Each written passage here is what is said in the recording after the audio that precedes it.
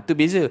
Dia ada perbezaan. Satu orang yang dia terima gaji dalam bentuk ringgit dan satu orang dia terima gaji dalam bentuk emas. Tak kisahlah gold bar ke dinar. Ada perbezaan.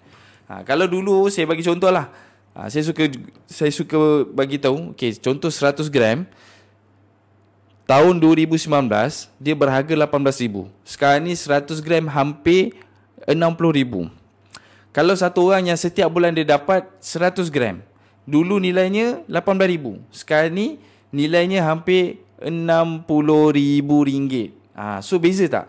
Kalau kita bayar pakai gaji, setiap bulan 18,000, 18,000, 18,000, 18,000 setahun lah. 18, 18, 18, baru berapa ribu. Tapi kalau kita terima gaji dalam bentuk emas, bayangkan bulan ni dapat gaji 100 gram, bulan depan 100 gram. Yang ketiga 100 gram. Sampai hujung tu 100 gram. Seronok tak? Memang sangat seronok lah. Sebab apa? Nilai emas makin lama